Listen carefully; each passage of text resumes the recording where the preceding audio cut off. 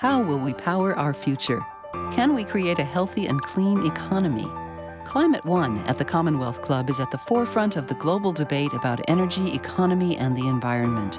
Bringing together the brightest and most provocative leaders of our time, Climate One is the place where big ideas get heard. With thoughtful and insightful discussions on policy, business, science, and culture, Climate One founder Greg Dalton gets to the heart of the matter. It's our future. It's time to come together. Today on Climate One, environmental icon and United Nations Messenger of Peace, Dr. Jane Goodall. She'll share her thoughts on food, families, and what gives her hope for the future. Joining her is Jeff Horowitz, co-executive producer of the Emmy Award-winning series, The Years of Living Dangerously.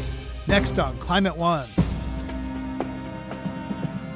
Dr. Goodall, you travel the world 300 days a year, and recently, at one point, you were in Greenland, and you had an encounter about climate change. Share with us that moment.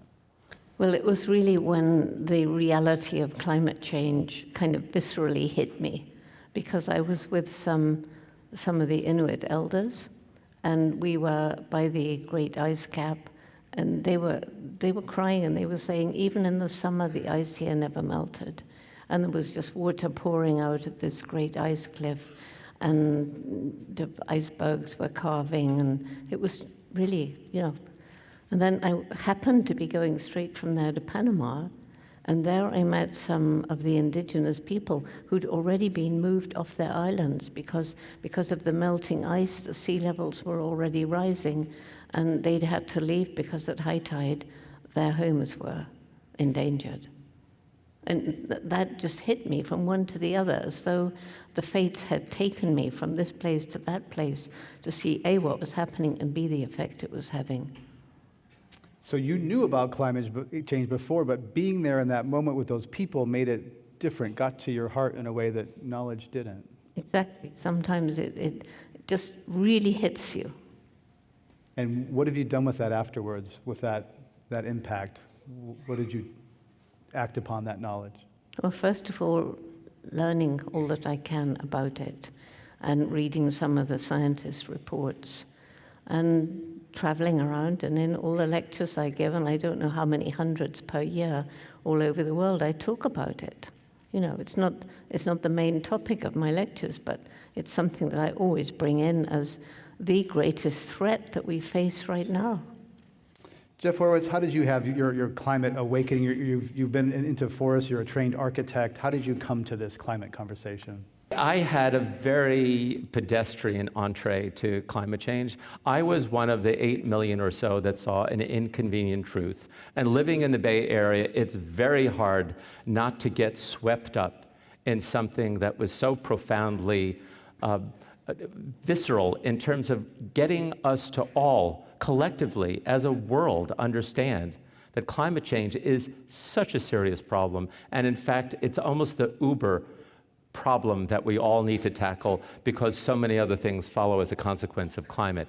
So I became one of the converts, and that coincided with a group that was founded by a nephew of mine who wanted to tackle the issue of deforestation, not understanding that at the time, deforestation accounts for as much carbon pollution as all the cars, trains, and planes in the world combined. Now, as much as Al Gore was something of a hero to me, the fact that it wasn't mentioned was something that was a bit alarming to me. And that's where we started our organization to basically galvanize individuals like Jane and others, business leaders, country leaders, NGO leaders, to all work together and play a bit of catch-up so that the whole idea of the forest connection to climate change would be just as front and center as the power sector is when it comes to understanding this issue. Coming up next on Climate One, Dr. Jane Goodall discusses how your diet can be a weapon against climate disruption. Jane Goodall, we're talking about diet. Diet is a big lever when it comes to climate. Some people say is that what you eat is more important than what you drive. What is your diet like, and how can people who are concerned about climate have a climate-smart diet? Well, I'm glad you asked that question, because I was determined to talk about it, even if you didn't. So, so I think from about the late 60s, I stopped eating meat. Now, I stopped eating meat because I learned about the intensive animal agriculture and these terrible factory farms. And the next time I looked at meat on my plate, I thought, this symbolizes fear, pain, and death. So I stopped eating it. But then I began to realize a lot more, that as nations around the world become wealthier, they eat more and more meat. It becomes a status symbol. And so what's happening is these billions of animals in these awful conditions, they have to be fed. Rainforests are being cut down to provide the grain. Huge amounts of fossil fuel are burned, getting the grain to the animals to the abattoir, the meat to the table. Huge amounts of water are being wasted to change vegetable protein to animal protein. I've been in many parts of the world where the grazing of cattle, moving deeper and deeper and deeper into the forest, change it to woodland, and eventually into some kind of inhospitable habitat which won't support life. And then, if people don't care about animal welfare, okay, they don't care about the environment, okay, probably care about their own health. And I happened to be in the UK when the Surgeon General made this chilling announcement that the era of the antibiotics is nearly over, and a main contribution is the misuse of antibiotics keeping these animals alive. And then the final thing, which impacts directly onto climate change, and these so-called greenhouse gases that circle the planet and trap the heat of the sun, a very vicious greenhouse gas is methane. And I usually carry around with me a little stuffed toy, a cow. And I point out, especially to the children, that, you hold up the cow, food goes in the mouth, and gas comes out the other end. And that's methane. And so the intensive animal husbandry is causing a huge, huge amount of production of methane. I think a lot of people can agree that factory farming is bad. People here in Northern California like to think that pasture-raised, grass-fed beef or poultry, that's somehow more humane and virtuous and has less of an environmental impact. Do you see that case? Well, certainly for the animals, it's much better. For the environment and our future, I'm not sure, but it would mean, it costs more to get that kind of meat or eggs and so forth. And that means that people will start thinking a little bit more, okay, it costs a bit more to buy an egg that comes from a hen that was free.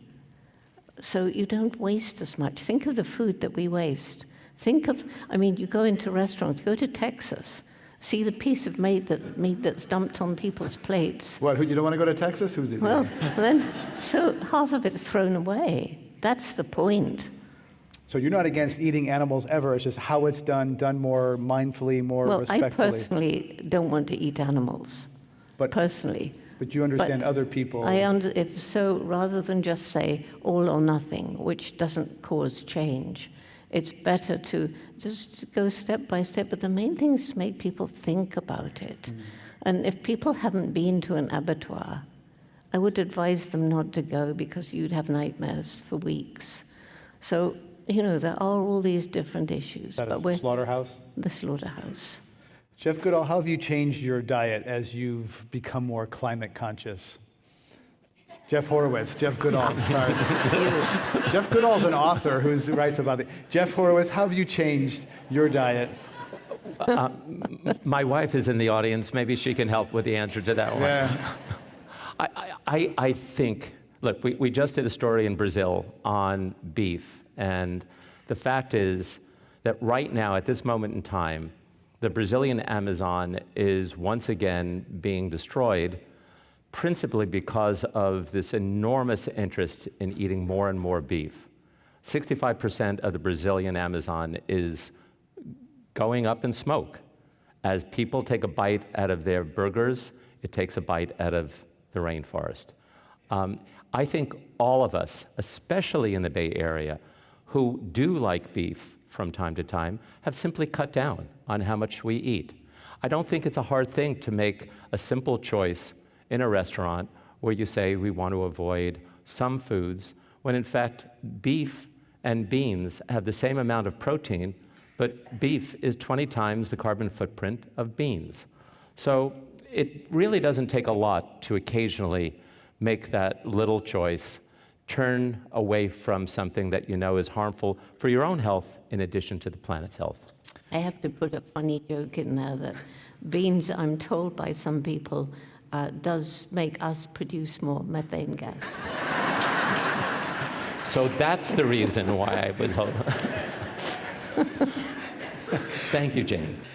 Jane Goodall, you write a lot about empathy, and I'd like to know, empathy for the chimpanzees that you studied.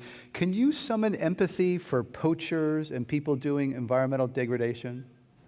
I absolutely, it depends. There's poachers and poachers. If we're talking about the international animal trafficking, where people come in with helicopters and machine guns and kill elephants for their ivory, no sympathy, none at all. However, having seen for myself the poverty in Africa, in and around the rainforests where the chimpanzees live, that we're trying to protect, if you're very poor, you're going to kill an animal because you need to eat it and you don't have money to buy anywhere else. And if that animal happens to be in a protected area, then you're labeled a poacher. If you happen to be out of a protected area, it's called subsistence hunting. And so, but this goes beyond that simple, we've got to kill to eat. And when I flew over Gombe National Park in 1991 and looked down on this tiny 30 square miles of forest, which used to be part of the Great Forest Belt, and saw that it was surrounded by completely bare hills, with more people living there than the land could support, too poor to buy food from elsewhere, and struggling to survive. And that's when it hit me, we can't even try to save the chimps and the forest unless these people can have better lives. Because if you're starving, of course you cut down the last trees to try and grow food or to make charcoal. And it's the same thing, this necessity to alleviate poverty comes right through into the developed world, because if you're very poor in an urban area, you're going to buy these very cheap foods because you have to. You've got to feed your family. You can't afford to look and buy the expensive organic products or the ones that come from, palm oil-free products. So alleviating poverty, to me, is a very, very important part of slowing down climate change. Let's talk about some of the bright spots. You travel the world, and climate change is often seen as doom and gloom. There is a lot of alarming things happening. It's here, it's now. But Jane Goodall, you travel the world. Where are some positive stories, really bright spots that you see where positive change is happening? Well, of course, I can't resist saying that we're having this long discussion about climate change, but it's a hoax. It was invented by the Chinese, right?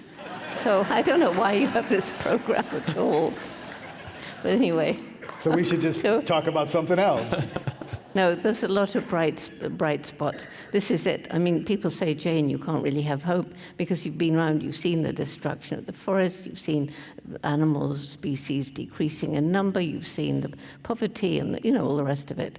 But at the same time, I've seen incredible projects. I've met the most amazing people who are doing things to really make change. And we do need changed attitudes. But I described flying over Gombe and seeing 30 square miles of forest surrounded by bare hills because we began working, the Jane Goodall Institute, with the local people to improve their lives in a holistic way. There are no bare hills anymore. The trees have come back. And the chimpanzees have now more forest than they had. And we're protecting other areas where the forest hasn't yet been cut down. So this is one bright spark that you're talking about. But, travel around the world and see the incredible advances that are being made in ways of living in harmony rather than destroying nature, listening to nature, biodynamic farming, organic farming, small-scale family farming. Even the United Nations has said the best way to feed the growing population is small-scale family farming, not these monocultures. And please, let's eliminate genetically modified food. Let's eliminate some of these chemical pesticides and herbicides and fungicides that have been proven to be harmful not only to the environment, but to our health, our children. You hear we haven't inherited this planet from our parents, we've borrowed it from our children. We haven't borrowed our children's future, we've stolen it, and we're still stealing it, and we've got to get together and do something about it if we care about our children and our grandchildren. Up next on Climate One, we discuss global population and its relation to climate change. Plus, Dr. Jane Goodall tells us 5 things that give her hope for the future. You have some thoughts about population as a driver beneath all of these things that we're talking about. What should be done about population? For a long time, it was considered politically incorrect to even mention it. And most of the big conservation organizations refused to mention it. But I always thought, you see what happens. In the old days, there were cultures in a lot of these indigenous people, and you had lots of children because they looked after you in your old age, and you shared out the land. But now it's different, and they know it's different. And that's why there were bare hills all around Gombe. So we've introduced in our program, we've introduced family planning, so welcomed by the people because they know that things are different. And of course, this administration is cutting family planning around the developing world, which is terrifying to me. And so if you approach family planning right, it's something that's very, very important. And when it was considered politically incorrect to mention it, and I was determined to mention it, I decided to call it voluntary population optimization. So by the time people worked it out. And research shows educating girls is one of the smartest things. I meant to say that, yes, indeed. Women's education, empowering women, and scholarships to keep girls in school beyond puberty. Family size then tends to drop worldwide.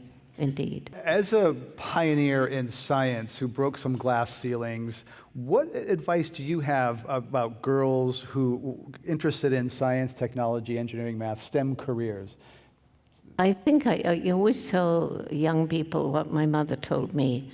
When I wanted to go to Africa and live with wild animals and write books about them when I was 10 years old, everybody laughed at me and said, well, you don't have the money, Africa's far away, World War II is raging, and you're just a girl. Dream about something you can achieve. But what my mother said to me was, if you really want to do something, you've got to work very hard, take advantage of opportunity, and never give up. So what I tell girls who want to pursue some career in science, it's not that easy, and you've got to really want to do it. If you really want to do it, just go for it, work hard, and never give up. Pretty good advice.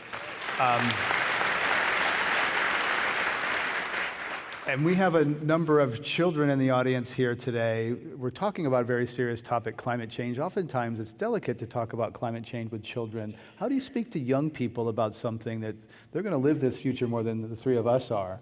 How do you communicate to climate change to young people in a way that's not scary? I tell the children stories, but we have a program for young people called Roots and Shoots, which has members in 98 countries, and it's kindergarten, university, everything in between. And so what I tell the young people is to explain the problem and then ask them to get around and think about what they could do.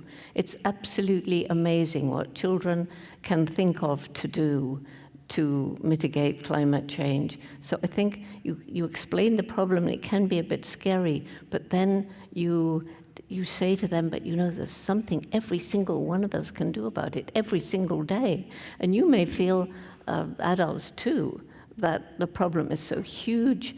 What can I do? I wouldn't make any difference. And if it was just you in your ordinary life, you wouldn't make any difference. But when you have billions of people thinking about the consequences of the choices they make, whether it's what they eat, what they buy, what they wear, where did it come from, how was it made, then billions of ethical choices move us towards the kind of world we need, and that includes problems about climate change. I've been working at the Commonwealth Club for 16 years. I often get asked, who's the most amazing speaker in that time? There's no one amazing one, but there is a top 5 moment that I remember 14 years ago when Jane Goodall spoke to a group in San Jose, and she held up a glass of water and talked about it in a very eloquent way that stayed with me for all these years. So I'd like you to look at this glass of water and tell us the beauty, what you see in that. Well, what I see here is a glass of clean water that I can drink, and that you go to a restaurant and people will fill up your water, and then what happens to it, because you don't always want it. And we treat water as though it's just something that's our right. And there are so many parts of the world where this amount of clean drinking water would be prized beyond the most expensive glass of wine or even whiskey. And the shocking thing to me is the way that we in the developed world, we waste this precious, precious commodity. One of the awful things is that all over the world, freshwater supplies are shrinking, the aquifers are getting lower, but the pollution from the runoff of agricultural and household and industrial waste into the rivers and then into the sea, polluting the sea, creating acidified areas so that the ocean is the other great lung of the world along with the rainforest. And as we pollute the ocean, we're also contributing to climate change. So I'm sure I'm not as eloquent now as I was then, but to me, this little glass of water is, it is just so, so important that we don't take it for granted, we don't waste it, and we see it as the lifeblood of people who have no clean water available to them. It's precious. We're going to go to our audience questions, and the first question is going to be up on the balcony. Hello, Dr. Jane Goodall. Thank you so much for coming. My question to you as an ecologist, you helped us all redefine what it means to be human, and I thank you so much for that. But what do you think are some of the next questions we need to redefine? What are the new terms or words we need to redefine? Well, I don't know about redefining, but I actually believe that right now, for anybody interested in studying animal behavior, it is the most exciting time, certainly in my lifetime. Because, when I got to Cambridge University and was told I couldn't talk about chimpanzees having personalities, minds, and emotions because they were unique to us, and it was thought that there was a sharp line, a difference of kind between us and the rest of the animals, and the chimps helped us to understand that, in fact, we're part of the animal kingdom. But the scientists were still, although they were admitting, yes, chimpanzees were very intelligent, and elephants and dolphins and things like that. But birds? No. When parrot owners say, my parrot understands what words he's saying, they say no, because the bird brain is structured differently. Now it's been proven that birds are incredibly intelligent, and you can look up the experiments with crows in Oxford University. Now there's a whole flurry of interest in the octopus. The octopus doesn't even have a proper brain, it's got a central nervous system. And so what the octopus can do, running across the ocean bed with 2 halves of a coconut shell, creeping into one half, putting the other over its head, so it's made a house where there's no rocks. And, the latest thing was bumblebees. A bumblebee can be taught to roll a little ball and put it down in a hole, and other bumblebees who've just watched that can do the same thing to get a reward. Trees can communicate. That there's so much out there So it's really redefining how we think of ourselves in comparison with the rest of the animal kingdom. We're just one part of it, and we've gone wrong. We're the most intellectual, and yet how is it possible that such an intellectual creature is destroying its only home? This is the question we have to answer and address. How would you suggest communicating things like the importance of accepting climate change to Americans who don't want to acknowledge it in an empathetic way? I think the only way is telling stories and not arguing, not becoming aggressive. And I think if you speak to people not in an angry way, but by trying to share what you know in a way of telling stories, like the story I told about Greenland and Panama. And that's one of the messages we have for our youth groups, our Roots and Shoots, that if I could see you all here, which I can't really, but I'm sure there are people with different colored skin, I'm sure there's different cultures and different religions, and yet we're all part of one human family. And we now know from the DNA analysis we are truly one human family.